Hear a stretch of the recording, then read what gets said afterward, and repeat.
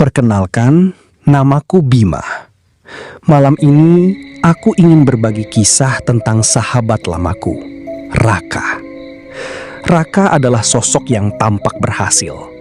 Ia punya 3 pom bensin dan usaha penggilingan padi, bahkan mobil baru yang gagah. Dari luar, hidupnya terlihat sempurna. Tapi di balik semua itu, ada sesuatu yang membuatku merinding setiap kali ia bercerita. Suatu sore, Raka datang menemuiku. Dengan nada berat, ia berkata, "Bim, aku sudah punya segalanya. Tapi aku tidak punya siapa-siapa." Aku menatapnya heran. Bagaimana mungkin seseorang yang begitu sukses merasa kosong? Lalu, ia mengaku bahwa dulu ia pernah melakukan pesugihan. Jalan gelap yang memberinya harta, tapi juga membawa kutukan. Aku terdiam. Angin malam berhembus, membawa aroma tanah basah. Kata-kata Raka bergema di kepalaku. Aku sudah pernah melakukan pesugihan. Sejak saat itu, aku tahu hidupnya tidak pernah benar-benar bebas. Kekayaan yang ia miliki hanyalah bayangan.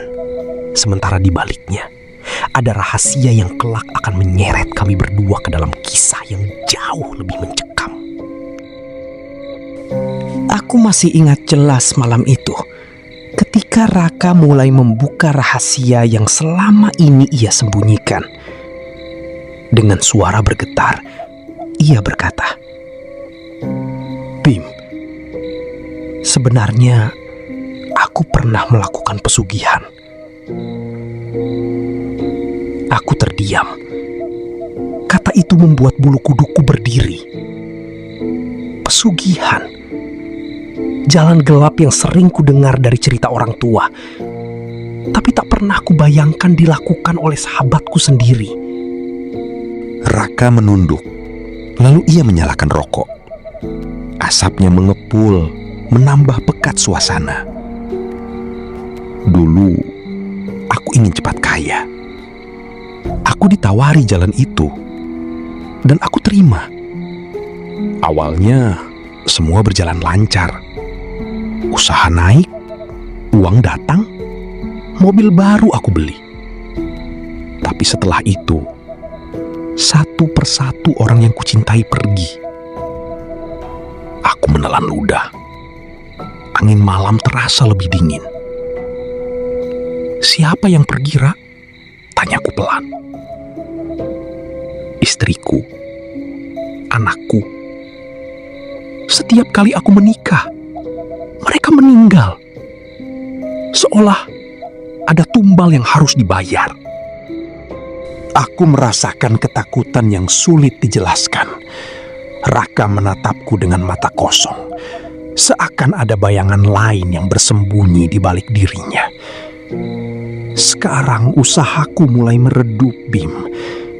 Aku ditawari lagi jalan pesugihan baru. Aku butuh dana besar, dan aku tergoda untuk melakukannya lagi." Aku tercekat. Bagaimana mungkin ia masih ingin mengulang jalan yang sama, padahal kutukan itu sudah jelas menghantui hidupnya.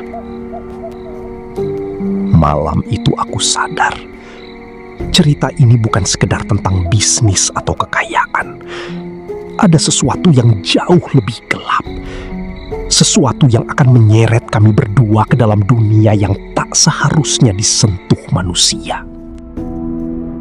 Setelah pengakuan Raka tentang pesugihan, aku sempat berharap ia akan berhenti. Namun harapanku hancur ketika ia berkata, "Bim, aku butuh dana besar. Ada tawaran usaha baru, dan aku harus kembali ke jalan itu." Aku menatapnya tajam. "Rak, kau mau pesugihan lagi? Kau tidak kapok dengan yang dulu?" Raka hanya menghela napas. "Aku sudah jatuh terlalu dalam. Aku ingin sukses lagi, Bim. Aku tidak bisa hidup seperti ini." tidak ada gunanya melarang. Ia sudah bulat. Akhirnya aku hanya berkata, "Baiklah, aku ikut. Tapi ingat, aku hanya menemanimu. Jangan ajak aku masuk lebih jauh." Beberapa hari kemudian, kami berangkat menuju sebuah desa di Lumajang, Jawa Timur. Perjalanan panjang itu terasa berat. Raka membawa sesajen, rokok lintingan dari daun aren, beras merah, beras putih, ketan hitam, dan ayam jantan cemani yang ia dapatkan dengan harga mahal. Semua dimasukkan ke dalam satu bakul, digendong seperti tukang jamu. Kami tiba malam hari. Desa itu sunyi, hanya suara serangga dan angin yang berhembus di antara pepohonan. Rumah-rumah kayu berdiri sederhana, seolah menyimpan rahasia yang tak ingin diketahui orang luar. Keesokan harinya, kami bertemu dengan seorang lelaki tua. Tubuhnya kurus, wajahnya penuh keriput, matanya tajam menembus. Orang-orang desa menyebutnya Ki Surya. Ia sudah puluhan tahun tidak makan nasi, hanya pucuk daun dan ubi-ubian. Ki Surya menatap Raka lama, lalu berkata dengan suara berat, "Anak muda, kau yakin ingin melakukan ini? Sekali kau masuk, tidak ada jalan mundur." Raka menjawab mantap, "Saya sudah siap, Pak." Aku merasakan hawa dingin merayap di tubuhku. Saat itu aku tahu, perjalanan ini bukan sekedar ritual. Kami sedang melangkah ke dunia lain. Dunia yang penuh dengan perjanjian gaib dan kutukan. Aku masih ingat jelas hari itu. Setelah semua sesajen disiapkan, Ki Surya membawa kami menuju sebuah tempat yang disebut keramat oleh warga desa. Jalannya sempit, hanya setapak di antara pepohonan rimbun. Suara burung malam bercampur dengan desir angin membuat langkah kami terasa semakin berat. Setelah hampir 2 jam berjalan tanpa alas kaki, kami tiba di sebuah air terjun kecil.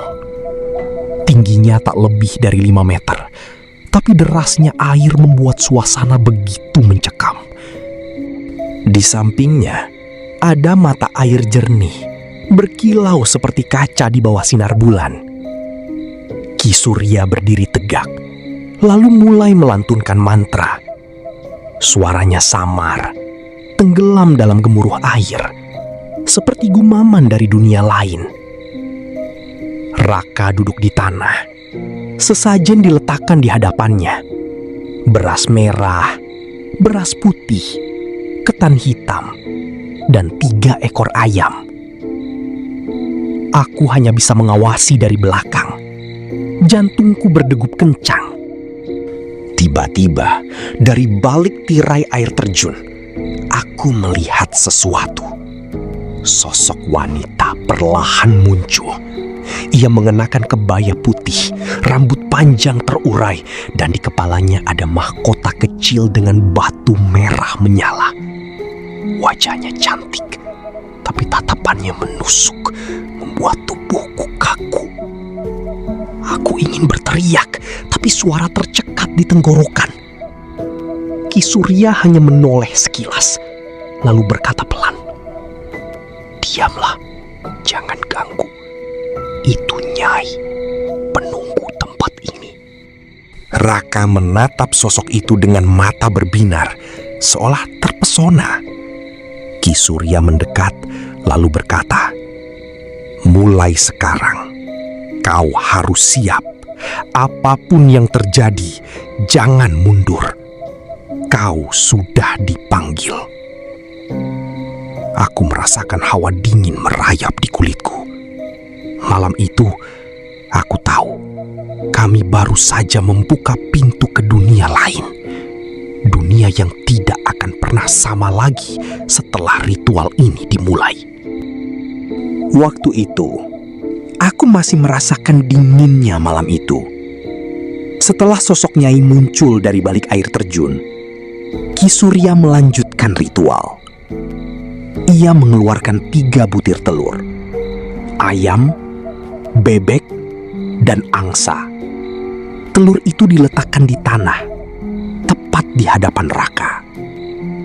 Mantra kembali dilantunkan. Suaranya samar, seperti bisikan dari dunia lain. Lalu, satu persatu telur itu pecah dengan sendirinya. Pertama telur ayam, lalu telur bebek, dan terakhir telur angsa. Aku terperangah. Tidak ada tangan yang menyentuhnya, tapi retakan itu muncul begitu saja, seolah ada kekuatan tak kasat mata yang menekan dari dalam. Ki Surya menatap Raka dengan tajam. Telur pecah, berarti ikatan sudah bulat. Kau tidak bisa mundur lagi. Raka hanya mengangguk. Wajahnya pucat, namun matanya penuh keyakinan. Kemudian, ayam-ayam yang dibawa sebagai sesajen dipotong satu persatu. Darahnya ditampung dalam mangkuk. Ki Surya menyerahkan mangkuk itu kepada Raka. Minumlah, ini tanda persatuanmu dengan Nyai. Aku menahan napas saat Raka meneguk darah itu. Tapi yang membuatku semakin merinding adalah ketika mangkuk itu berpindah ke sisi kosong di sebelahnya, tempat sosok gaib duduk. Darah itu habis, seolah diminum oleh sesuatu yang tak terlihat. Ki Surya lalu menggenggam tangan Raka, mengangkatnya tinggi. Mulai malam ini, kau sah. Kau telah menikah dengan Nyai. Aku hanya bisa berdiri diam. Tubuhku gemetar. Aku tahu, sejak saat itu hidup Raka tidak akan pernah sama lagi. Ia telah mengikatkan diri pada sesuatu yang bukan manusia. Aku masih merasakan dinginnya malam itu. Setelah darah ayam diminum dan ikatan gaib disahkan, Ki Surya membawa kami kembali ke rumahnya. Rumah kayu sederhana itu terasa asing, seolah setiap sudutnya menyimpan mata yang mengawasi. Raka diminta duduk di dekat sebuah gentong berisi air bunga. Ki Surya mengambil gayung, lalu mulai menyiram kepala Raka. Air itu mengalir, berputar 9 kali. Dan setiap putaran seakan menyingkap bayangan samar di sekelilingnya. Aku melihat sekilas bentuk tubuh wanita, kabur, namun nyata. Seolah air itu menjadi medium untuk menampakkan sosok gaib. Aku bergidik, berusaha menahan diri agar tidak berteriak. Setelah siraman selesai, Ki Surya masuk ke dalam rumah. Tak lama kemudian, ia keluar membawa sebuah kain. Selendang berwarna hijau, polos tanpa hiasan, hanya motif batik sederhana. Ia menyerahkannya kepada Raka. Ini tanda bahwa Nyai telah merelakan dirinya menjadi istrimu. Simpanlah, jangan pernah kau abaikan. Raka menerima selendang itu dengan tangan gemetar. Matanya berbinar, seolah ia baru saja mendapatkan sesuatu yang lebih berharga dari harta. Ki Surya menatapnya tajam. Mulai sekarang, kau harus menyiapkan kamar khusus di rumahmu. Itu tempat Nyai. Jangan pernah kau biarkan kosong. Aku hanya bisa terdiam. Malam itu, aku tahu Raka telah benar-benar menikah dengan sesuatu yang bukan manusia. Ikatan itu nyata, ditandai dengan selendang hijau yang kini ia genggam erat. Di perjalanan pulang, aku menoleh ke kaca spion.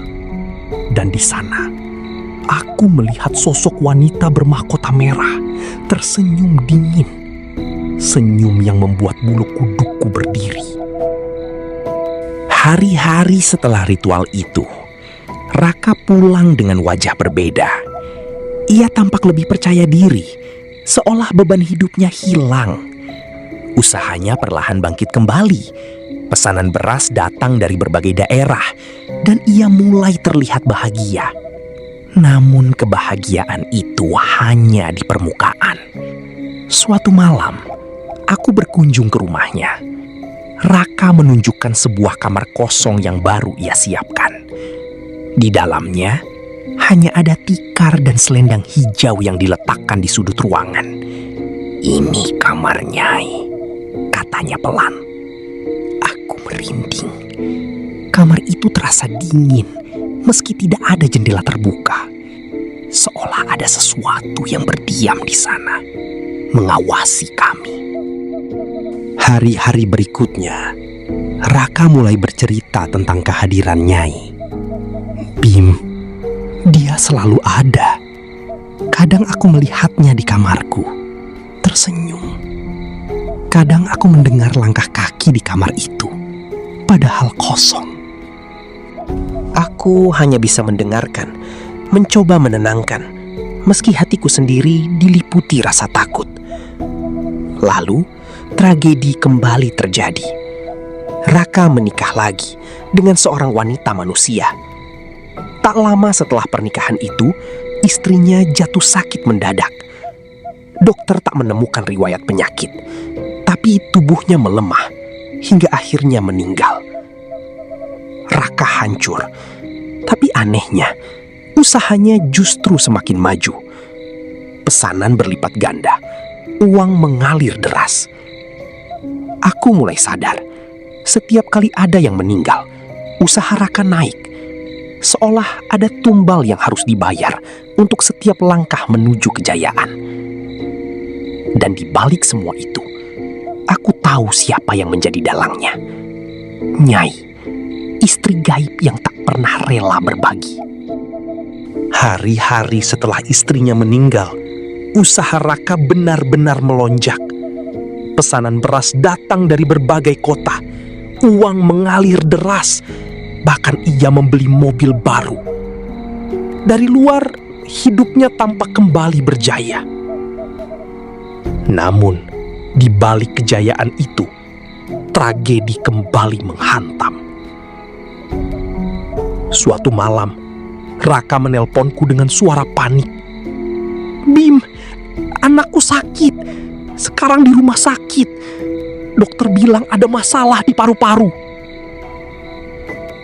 Aku mencoba menenangkannya, berharap itu hanya penyakit biasa. Tapi beberapa hari kemudian, kabar buruk datang. Anak Raka meninggal. Tubuh kecil itu tak kuat menahan komplikasi yang tiba-tiba muncul. Raka hancur. Aku bisa mendengar tangisnya di seberang telepon. Namun anehnya, setelah kematian itu, usahanya justru semakin maju. Orderan berlipat ganda, lingkaran bisnisnya meluas hingga ke kota-kota lain. Aku mulai merasakan pola yang mengerikan. Setiap kali ada yang meninggal, usaha Raka naik. Istrinya, anaknya, semua seolah menjadi tumbal dari ikatan gaib yang ia jalani. Suatu malam, Raka berkata padaku dengan suara bergetar, "Bim, apa mungkin ini semua tumbal? Apa mungkin Nyai mengambil mereka sebagai balasan?" Aku terdiam. Kata-kata itu menusukku. Aku tahu jawabannya, tapi aku tak sanggup mengatakannya. Saat aku menoleh ke halaman depan, aku terkejut. Sosok Nyai kembali muncul. Senyumnya dingin, seolah puas dengan apa yang telah terjadi. Aku semakin sulit menenangkan Raka. Setelah anaknya meninggal, ia mencoba bangkit dengan menikah lagi. Ia berharap bisa menemukan kebahagiaan baru, seseorang yang bisa mengisi kekosongan hidupnya. Namun, harapan itu hancur. Istri barunya yang kedua jatuh sakit mendadak, tanpa riwayat penyakit. Tubuhnya melemah, lalu meninggal hanya beberapa bulan setelah pernikahan. Hati Raka hancur, tapi anehnya, usahanya kembali naik pesat. Pesanan berlipat ganda, lingkaran bisnisnya semakin luas. Pola itu semakin jelas. Setiap kali ada yang meninggal, kekayaannya bertambah. Aku mulai melihat ketakutan di matanya. Suatu malam, ia berkata padaku dengan suara bergetar, "Bim, kenapa setiap kali aku menikah, istriku selalu meninggal? Apa mungkin Nyai cemburu?" Aku terdiam. Kata itu menusukku. Aku mau menjawab, tapi aku tak sanggup mengatakannya. Raka menatap kosong ke arah kamar khusus Nyai. Selendang hijau itu terlipat rapi di sudut ruangan. Tapi hawa dingin terasa semakin kuat. Seolah ada sosok yang berdiam di sana. Mengawasi. Menuntut. Dan malam itu, aku melihatnya lagi. Di sudut pojok, sosok Nyai muncul. Senyumnya dingin, matanya tajam, seolah berkata, "Kau milikku. Tak ada wanita lain yang boleh bersamamu." Aku merinding. Kutukan itu nyata. Raka bukan hanya terikat pada perjanjian gaib, tapi juga pada cinta cemburu dari sosok yang bukan manusia. Aku masih ingat betul ketika Raka akhirnya tak tahan lagi. Setelah kehilangan istri dan anak, ia mulai curiga bahwa semua ini bukan kebetulan. Ia menelponku dengan suara gemetar. "Bim, aku harus kembali ke Kisurya. Aku ingin tahu kenapa semua istriku meninggal." Aku hanya bisa menjawab oke. Besoknya, kami pun berangkat ke desa itu lagi. Perjalanan terasa lebih berat dari sebelumnya. Hawa dingin menyelimuti, seolah ada sesuatu yang menunggu kami di ujung jalan. Sesampai di desa itu, Kisurya duduk di teras rumahnya, menatap kami dengan mata tajam. Raka langsung bertanya, suaranya penuh putus asa. "Pak, kenapa setiap kali saya menikah, istri saya selalu meninggal? Apa ini tumbal dari pesugihan?" Kisurya menghela napas panjang. "Sampean kurang peka, nak. Istri gaibmu, Nyai, sudah berkata, yang penting kau sudah menikah dengannya. Kau tidak boleh dimiliki wanita lain. Setiap perempuan yang kau nikahi akan dirasuki olehnya. Itu bukan tumbal. Itu tanda cemburu." Raka terdiam. Wajahnya pucat. Aku bisa melihat tubuhnya bergetar. Kisurya menatapnya lebih dalam. Telur angsa yang pecah waktu itu adalah saksi. Ikatanmu dengan Nyai tidak bisa diputus. Hanya kematianmu yang bisa mengakhiri perjanjian ini. Aku merasakan hawa dingin merayap di sekeliling kami. Dan saat itu, aku melihatnya lagi. Sosok Nyai berdiri di sudut ruangan. Wajahnya berubah menyeramkan. Mahkota merah di kepalanya berkilau. Matanya menyalakan api kebencian. Senyumnya bukan lagi senyum manis, melainkan senyum penuh ancaman. Aku menahan napas. Tubuhku kaku. Raka menunduk. Air matanya jatuh.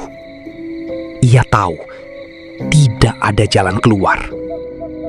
Sejak kepulangan dari rumah Kisurya, aku semakin yakin bahwa sahabatku Raka sudah tidak lagi hidup sebagai manusia biasa.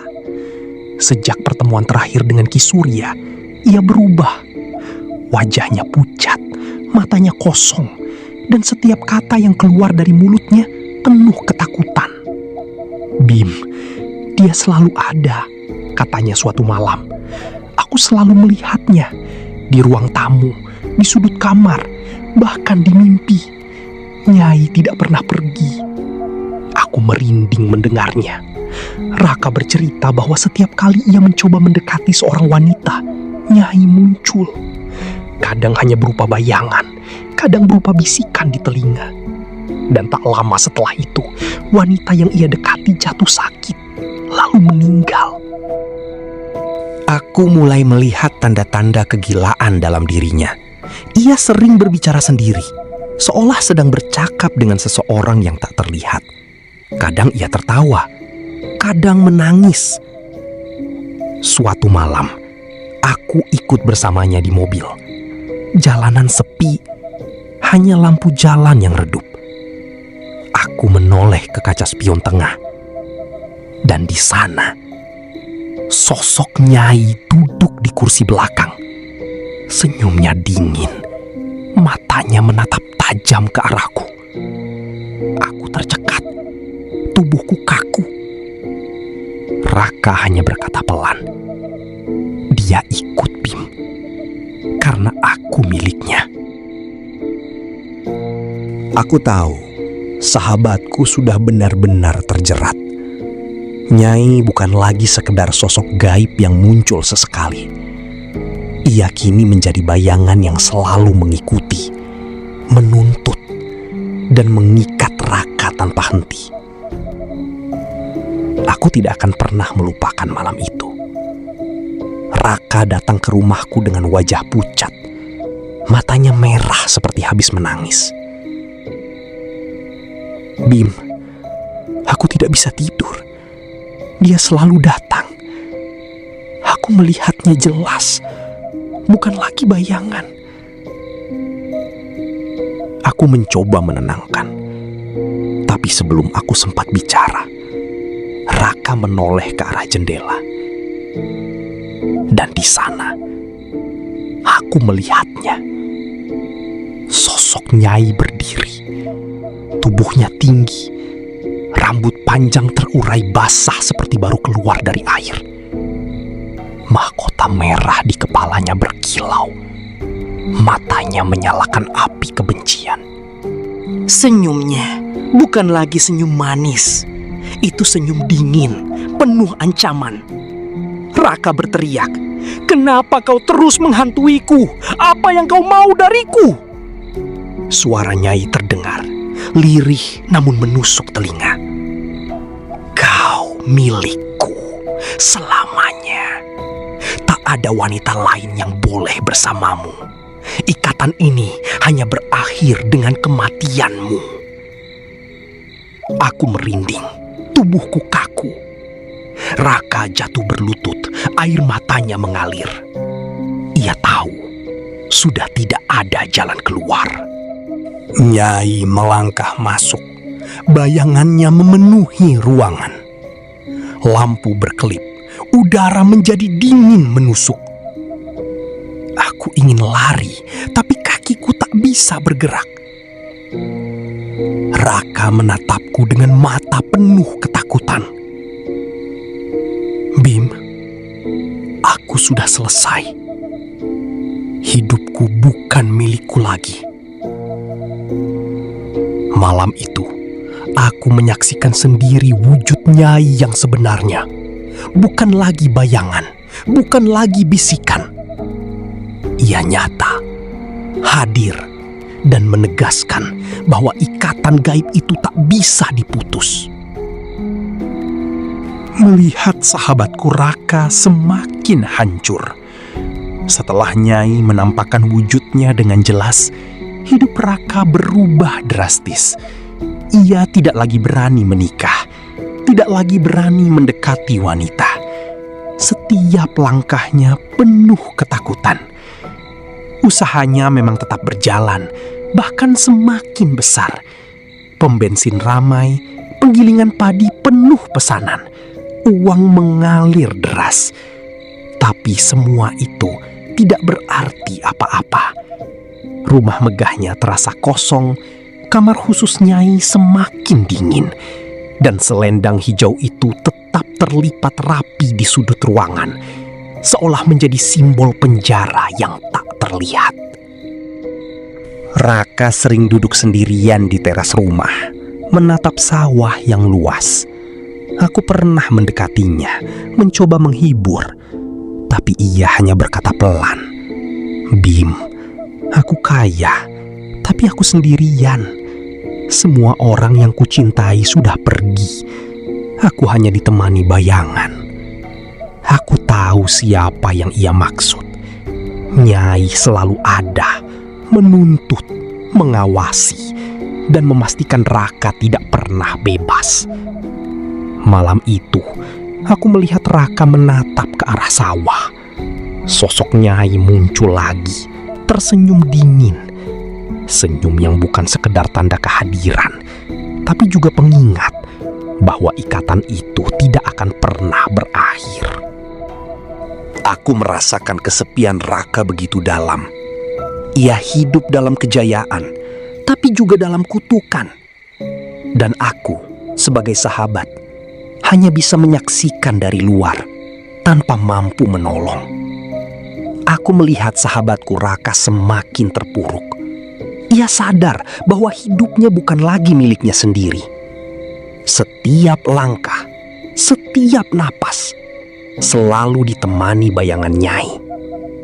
Suatu malam, Raka berkata padaku, "Bim, aku ingin menebus semua ini. Aku ingin kembali ke jalan Tuhan. Mungkin kalau aku mendekat, aku bisa bebas." Aku mendukung niatnya. Kami mulai mendatangi beberapa kiai dan ustadz di desa sekitar. Raka mengikuti pengajian, berdoa, bahkan mencoba berpuasa. Ia berharap doa-doa itu bisa memutus ikatan gaib yang menjeratnya.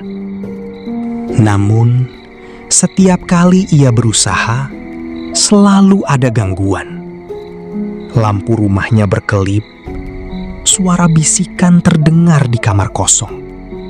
Dan selendang hijau itu kadang berpindah tempat sendiri. Suatu malam, saat ia sedang sholat, tiba-tiba tubuhnya jatuh tersungkur. Ia berkata padaku setelahnya, "Bim, aku melihat Nyai berdiri di depan sajadah. Dia menatapku dengan marah, seolah aku mengkhianati perjanjian." Aku merinding. Kutukan itu terlalu kuat. Nyai tidak hanya menjadi istri gaib, tapi juga penjaga yang tak mengizinkan Raka keluar dari ikatan. Raka semakin putus asa. Ia berkata lirih, "Bim, mungkin aku memang tidak bisa bebas. Mungkin aku harus menerima sampai ajal menjemputku." Aku hanya bisa terdiam. Malam itu aku tahu, usaha Raka untuk menebus dosa tidak akan mudah. Ikatan gaib itu terlalu dalam, terlalu kuat, dan terlalu mencekam. Ia berbicara sendiri, seolah bercakap dengan Nyai, dan menunduk sambil menangis. Suatu malam, ia berkata padaku dengan suara lirih, "Bim, aku tidak lagi mencari kebahagiaan. Aku hanya menunggu akhir. Nyai sudah terlalu kuat. Aku tahu hidupku akan berakhir dengan cara yang dia tentukan." Aku terdiam, tidak tahu harus berkata apa. Kutukan itu nyata, dan aku hanya bisa menyaksikan sahabatku perlahan kehilangan dirinya. Malam itu aku sadar, Raka tidak lagi hidup sebagai manusia bebas. Ia hanyalah bayangan dari dirinya sendiri, menunggu akhir yang sudah ditentukan oleh ikatan goib. Aku melihat sahabatku Raka semakin rapuh. Usahanya memang masih berjalan. Uang tetap mengalir, tapi tubuhnya mulai menunjukkan tanda-tanda kelelahan yang aneh. Ia sering batuk darah, wajahnya pucat, dan matanya tampak kosong. Dokter yang memeriksanya tidak menemukan penyakit jelas, hanya berkata bahwa tubuhnya melemah tanpa sebab. Suatu malam, Raka berkata padaku dengan suara lirih, "Bim, aku merasa tenagaku dihisap, seolah ada sesuatu yang mengambil hidupku sedikit demi sedikit. Aku tahu siapa yang ia maksud. Nyai semakin sering menampakkan diri, bukan hanya di ruang tamu atau kamar kosong, tapi juga di mimpi-mimpi Raka. Ia muncul dengan senyum dingin, seolah menikmati penderitaan itu. Raka mulai jarang keluar rumah. Ia hanya duduk di teras, menatap sawah. Tubuhnya gemetar, sambil melamun dengan tatapan kosong. Aku merasakan bahwa kutukan itu sudah mencapai puncaknya. Nyai tidak hanya mengambil orang-orang yang dicintai Raka, tapi kini mulai mengambil dirinya perlahan. Malam itu, aku melihat Raka terbaring lemah. Selendang hijau tetap terlipat di sudut kamar, tapi hawa dingin semakin kuat. Aku tahu, akhir dari sahabatku sudah semakin dekat. Raka semakin tenggelam dalam kesepian. Kamar khusus Nyai semakin dingin, dan selendang hijau itu tetap terlipat rapi di sudut ruangan, seolah menjadi simbol penjara yang tak terlihat. Raka tidak lagi berinteraksi dengan banyak orang. Ia menutup diri, jarang keluar rumah. Ketika aku menjenguk dia, ia berkata padaku dengan suara lirih, "Bim, aku sudah tidak punya siapa-siapa. Aku hanya ditemani Nyai. Aku tahu, ajal adalah satu-satunya jalan keluar dari ikatan ini."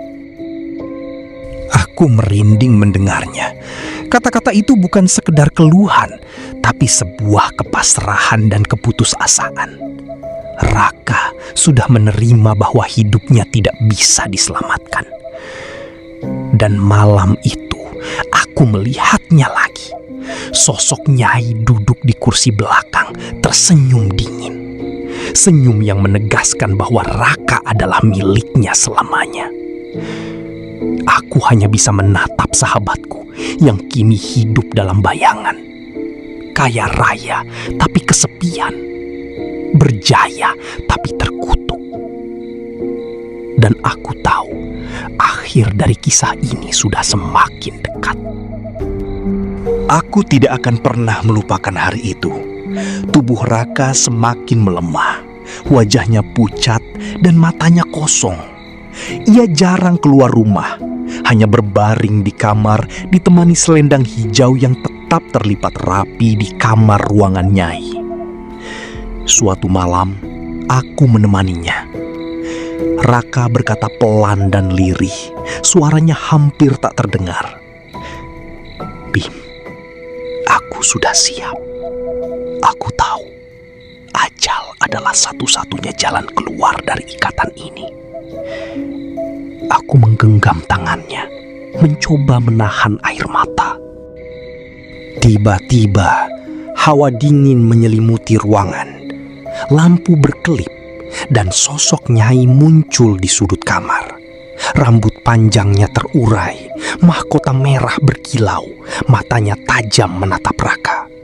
Senyumnya dingin, tapi kali ini bukan ancaman, melainkan senyum kepemilikan.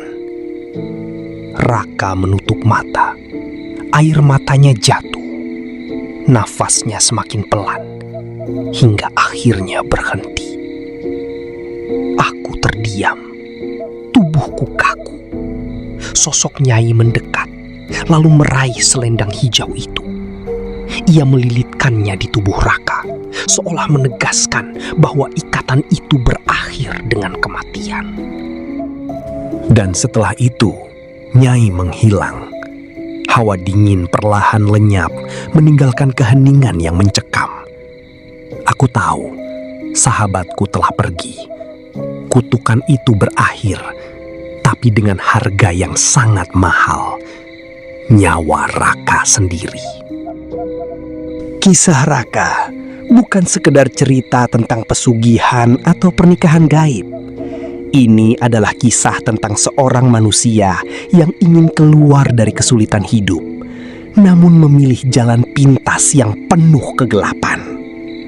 Ia mendapatkan harta, kejayaan, dan kekuasaan, tapi kehilangan cinta, keluarga, dan akhirnya dirinya sendiri. Dari kisah ini, kita belajar bahwa keserakahan hanya membawa kehancuran. Cinta sejati tidak bisa digantikan oleh ikatan gaib atau harta dunia.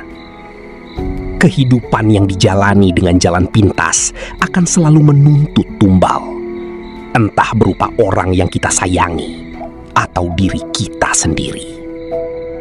Raka akhirnya pergi, meninggalkan dunia dengan kesepian yang mendalam. Ia kaya, tapi tidak bahagia. Dan pada akhirnya, ia hanya ditemani bayangan Nyai yang menegaskan bahwa ikatan itu berakhir dengan kematian. Semoga kisah ini menjadi pengingat bagi kita semua.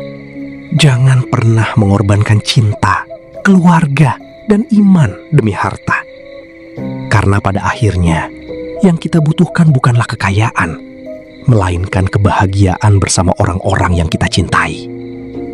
Jika kamu suka dengan kisah ini, atau mungkin membuat bulu kudukmu berdiri, tinggalkan komentar tentang apa yang paling menyentuh hatimu. Dan jangan lupa untuk subscribe, agar kau tak pernah ketinggalan cerita dari sudut gelap berikutnya.